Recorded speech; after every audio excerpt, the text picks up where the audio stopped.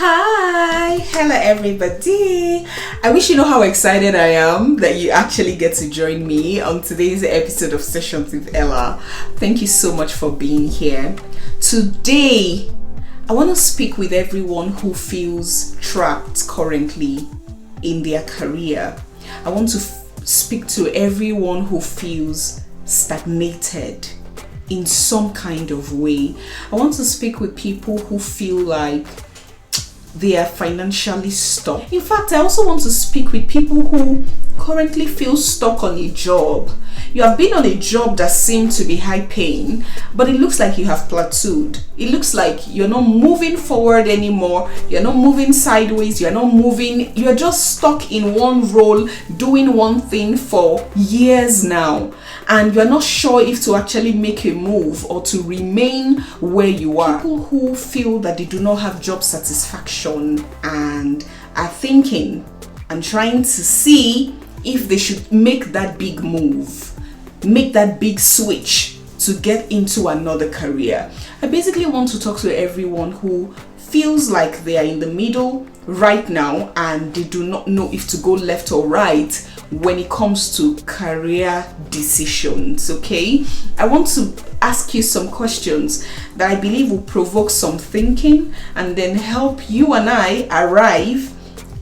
We are going to do it together, but you are going to arrive at a decision whether to move, whether to change your career, whether to begin another skill or something. Okay, and so if you're interested in this kind of content, please do not forget to subscribe to my channel. I believe that at the end of today's video, you would have been able to tell if you actually want to make that decision.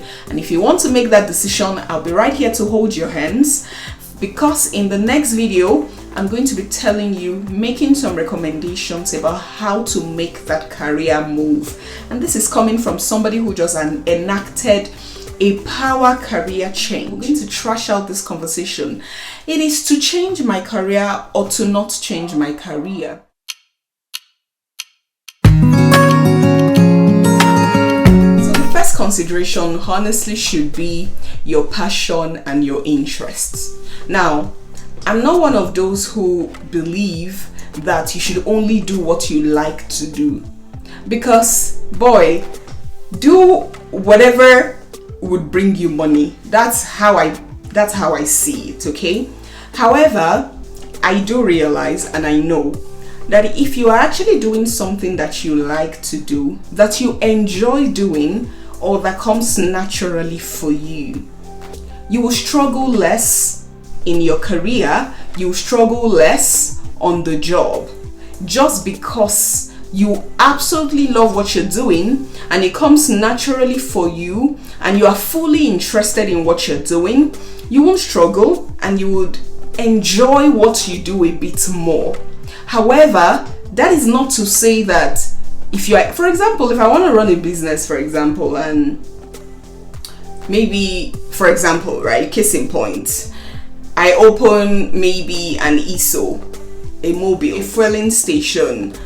There's nothing passionate about that. The only thing that is driving that passion for me is money at that time, right? Is money. So most of the time, money is pretty much a very good motivator when it comes to work. So yes, I'm interested in if you are passionate about what you're doing and if that is actually your area of interest, just because, for the sole reason that I know that if you are doing something that you enjoy doing and that you're doing it very well, while other people might be struggling to settle in on that job or in that career, it's going to be easier for you.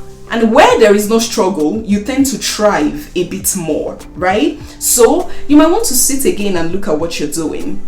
If you look deep down and you know that you have zero interests in what you're doing now, like there's no interest, there's no considerations, you're just angry going to work every day, then you might really begin to look at the need for a career change. And I'm just going to tie this to job satisfaction and happiness as well, because this is critical.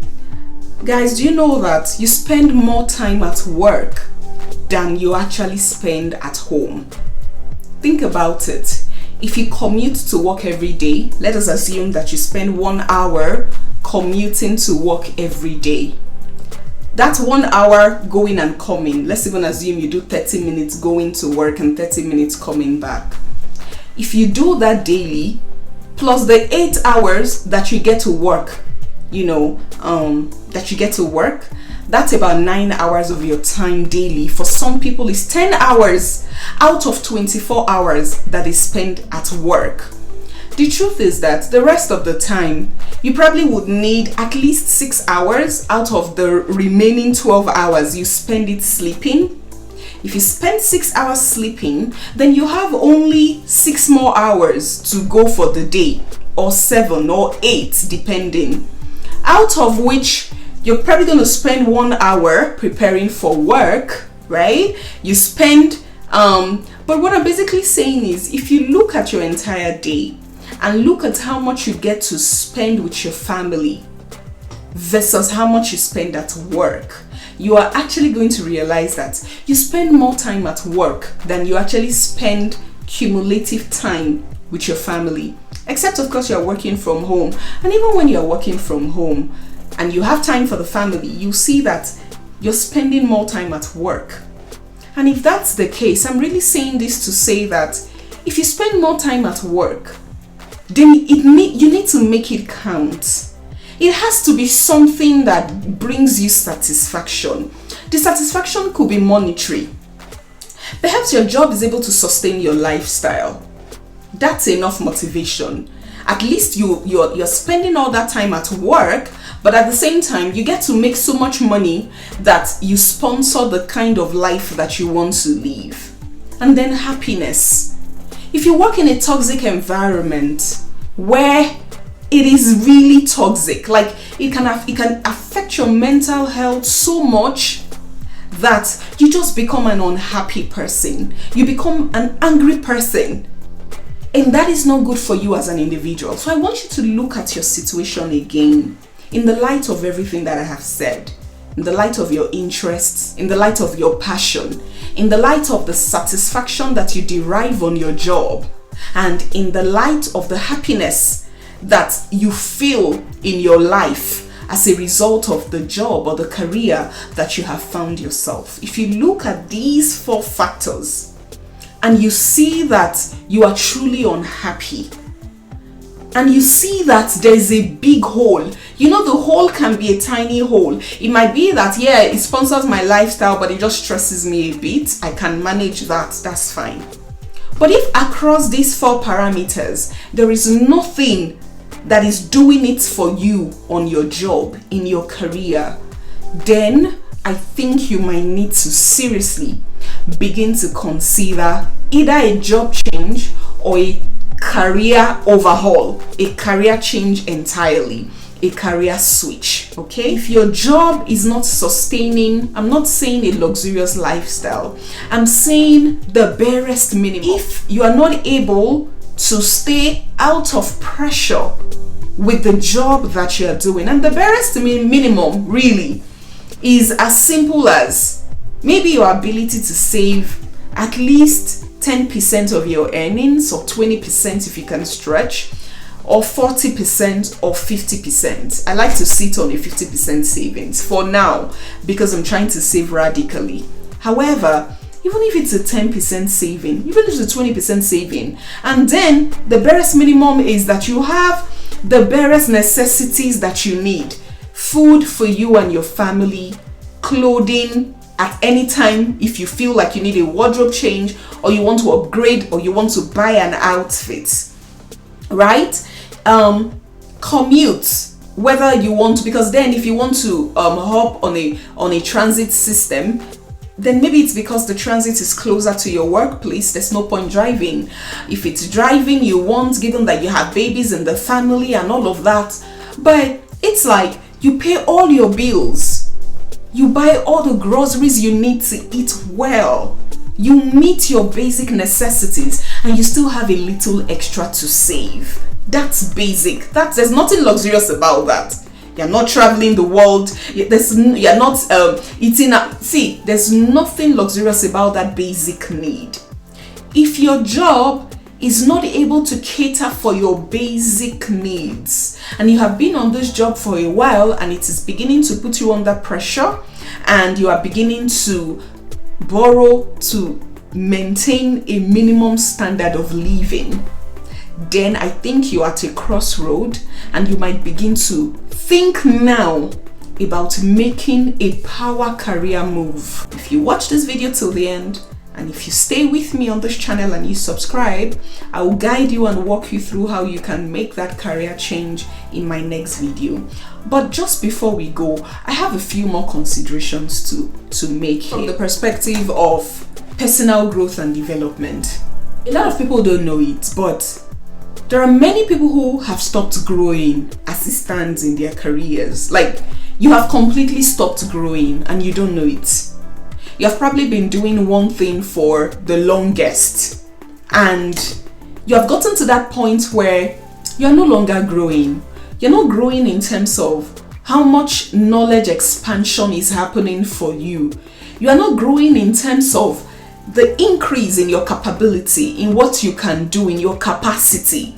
You might be doing what you're doing very well, and nobody can take that away from you, but you have just stopped growing. So for the sake of personal growth and development, if you look at your life again, and I have an acid test to know, for everyone to know whether they are growing or they are not growing anymore. I actually have an acid test, and it's very simple. I remember I always asked myself, so a few years ago, when I was really doing so well in my career, and I still am, by the way, but at that time, one of the questions I asked myself within that period was, and especially when COVID happened, and there was a lot of disruption at the workplace and in the way that we work, I started to ask myself a lot of questions like, if you take me away from my comfort zone, will I still be relevant? What do I mean my comfort zone?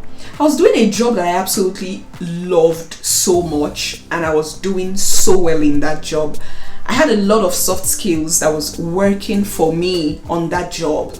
But it was important for me that even though I was doing well on this job today, if my situation changes today and you take me out of my comfort zone, first of all, out of this company, will I still be able to withstand the demands of the corporate world?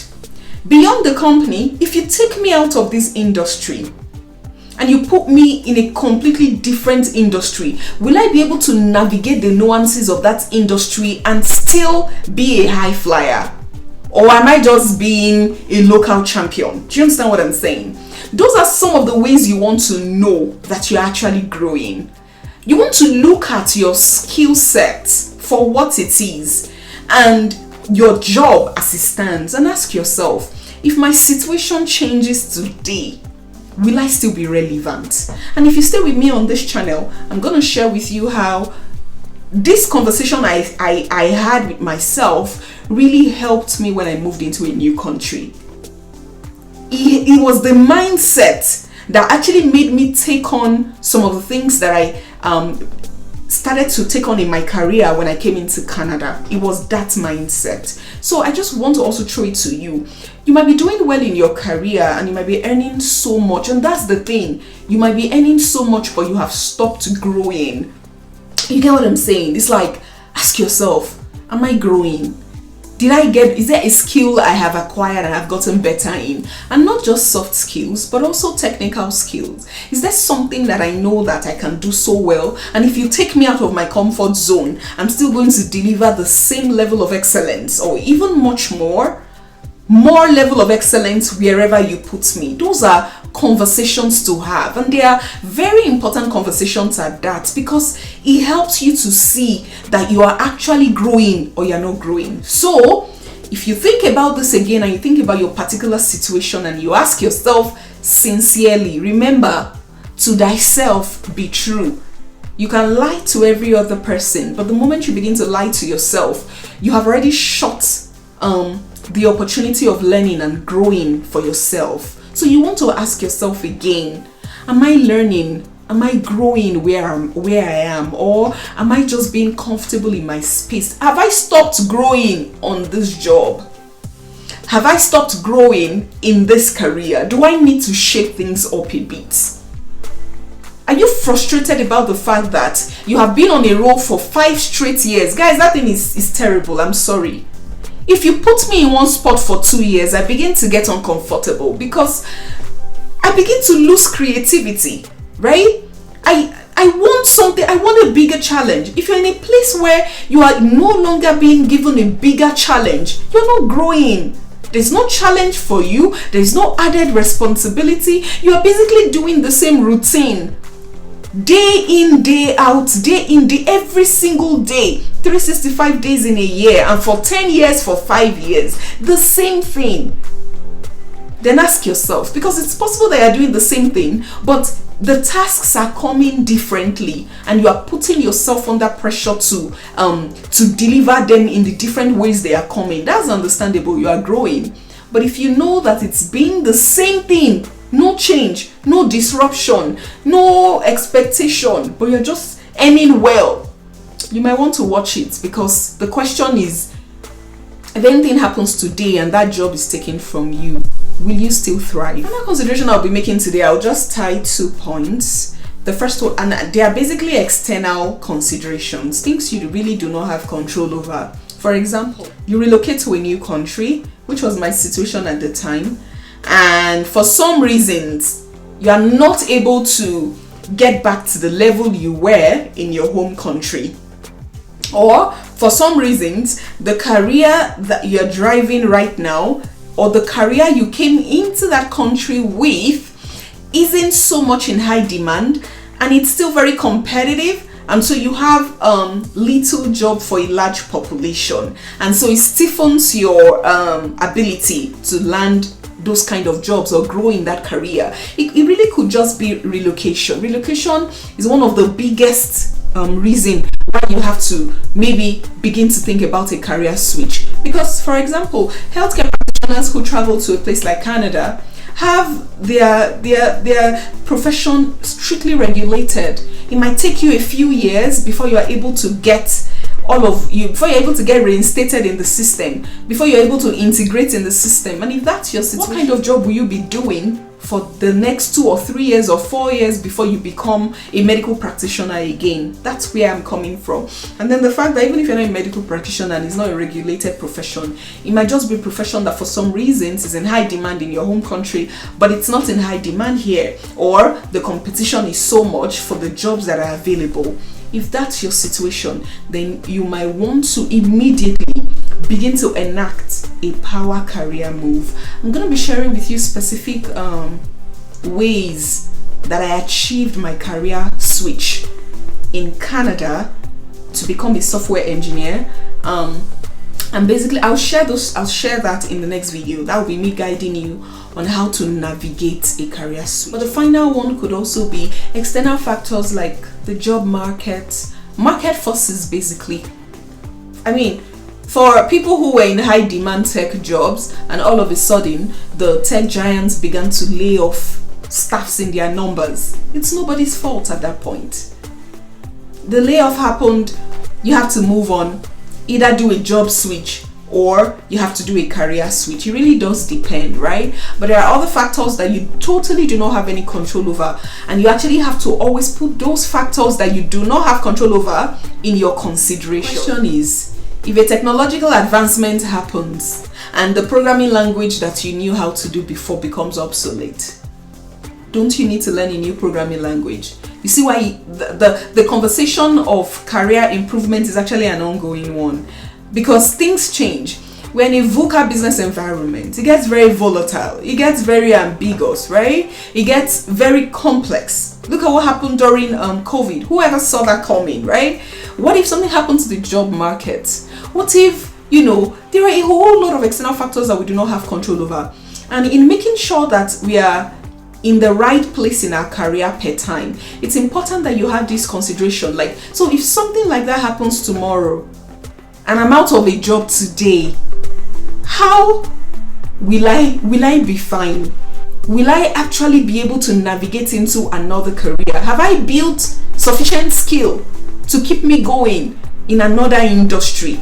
If it was an industry specific challenge, do I have enough skill that would keep me in another industry? What if something you have absolutely no control over happens and things have to change for you? Will you suffer for it, or will your family suffer for it? I want you to sit down and look at all this that I have said and ask yourself again if you actually want to do a career switch. If a career switch is what you are looking to do and you are scared about how to go about it, perhaps because it feels like you're starting afresh. And that's what always happens. I guess I'm here to just encourage you, and if you stay with me and you subscribe to my channel and you look out for the next video tomorrow, I'm going to be discussing how to navigate a career switch. And I hope that you have found value in today's video. If you have, please do not forget to like this video. The best way to support a new YouTuber and a budding and emerging YouTube channel is to like the videos, is to share the videos. When you like and comment on my videos, it tells YouTube that you're thoroughly enjoying this content, and because of that, YouTube will recommend that content to every other person. So I hope you have liked. Thank you so much for joining me today. I'm gonna see you on the next episode of Sessions with Ella tomorrow. Thank you so much, you guys, and I'll see you in the next one. Bye.